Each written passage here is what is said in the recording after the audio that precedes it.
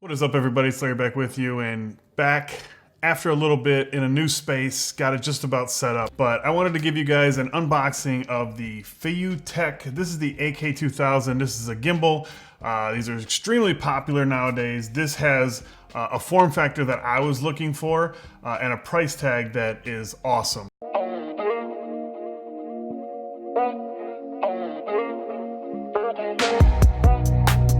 These guys sent this out to me for review, so big shout out to them for that. But we're just gonna jump right into this. Now on the box, it says it's got a V 2.0 down here at the bottom. It looks like they have a Sony camera on here, but I'm gonna be using it with the Canon 5D Mark IV and just a little 50mm lens. Should be fine. You have a warranty card, and then 3-axis stabilized handheld gimbal. This is the quick start guide, all this kind of stuff. And then there's an app to do things like set up the motors and different modes. So we'll leave that open, leave that over there.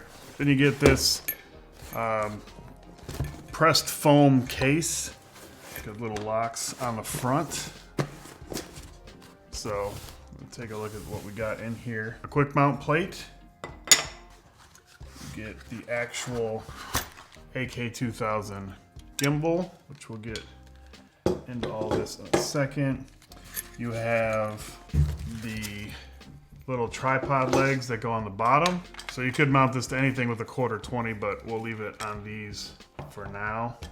So you can see you have some connections. You have different camera connections so you control your camera through this. And here you have a micro USB charging cable, you have the lens support, and a quick key 1/4 bolt for the bottom of the quick mount. I've taken the liberty of putting the batteries already in it, but you have a rechargeable battery bank here for charging it. I have this set up on my battery wall already. So I've seen a lot of gimbals come with this type of battery. So you're gonna get 4 of these, you know, jumbo AAA looking batteries. They're actually 2200 milliamps each, 3.7 volts. So those go in there. Technically you could buy another set and have them on the ready for a spare set if you're going to be doing a long day of shooting. What I like about this initially, as you can see from the packaging, is that it has the design where you're going to have the open area in the back so you can see your LCD screen.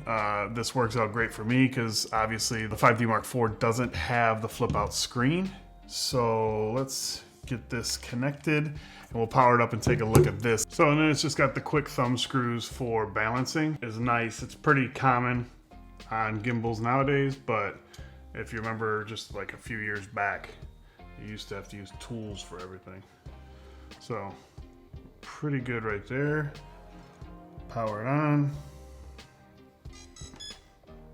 As you can see, you have a whole display back here that's going to take you through all the different functions. So you got the little joystick on the back to control your movements, as you can see here with the pan, tilt. And this is actually this is a touch screen in the back, so you can change your modes. It's got a battery indicator on the back, hard buttons on the back as well. You have a mounting spot in the front too, right here, so you could put like a monitor or something you want. You also have the trigger up front here, which, you know, standard. The double tap will bring you back straight. So on the touch screen here on the back, here you have Wi-Fi, your battery level, your Bluetooth connection, your working mode, your camera mode, your follow focus and zoom, and your axis state. And then again you have a mode button over here, or flanking the joystick. You have the mode button, the camera button, the video button, and a power button, of course. Then you have a function button over on the side here. So the mode button is switching among multiple working modes. The camera button control the photographing is what this says. Need to connect the shutter release cable. User guide, let's see here. So the payload on this is 2,800 grams. Hey Google, what is 2,800 grams in pounds? 2,800 grams is equal to 6.173 pounds. So the payload is 6.173 pounds. It weighs about 1,252 grams, and that's not including the battery. So I don't know why they would give you a weight without the batteries, because you're never going to use it without the batteries. So it can get pretty heavy, I'm sure, you know, and if you're using it all day. But like I said, you have this mounting bar here, and I believe it was Tomas or somebody did a video where they put like an extra handle on one of their gimbals and worked it around that way. At the end of this video, I'm going to give you some video samples just so you can see what you're working with. I may also look into getting that extra handle for stability and ease up on one arm, and so you can spread the weight over two arms instead of one. So other than that, I mean, it's basically a normal. What I'm just noticing now about these feet, these are metal, and each one of them has a 1/4-20 spot on the bottom here. So that's very nice as well. If you guys have any questions about this, I'm probably gonna do a follow-up video on this when I do sort of a new gear video, because I'm gonna get a little bit more in depth to this. I have a wedding that I'm shooting in a couple weeks, and this is gonna be one of the items that I take with me. This is gonna be in the toolkit because it's out of state. So I'm definitely gonna be bringing this with me and checking it out. Again, I'm gonna have to follow up because I don't even see where, and maybe I'm just missing it, but this plugs into the remote side of the front of my camera. Oh, here we go. I see it now. Okay. This plugs in here, and then there's a spot in the back. Looks like it's it. Maybe it's not. Okay, so do I get, let me turn on the camera, see if we get some camera function here, because that would be pretty sweet. If I could at least just press it to record, would be pretty dope. My whole screen is flickering. Like it's not a good connection. Like all my settings and everything. As soon as I unplug this remote. Well, this is pretty cool too. I thought this was just for the focus. So, but you can use this for the pan, and then you can use this second knob. I bet you can set it up so you could have two.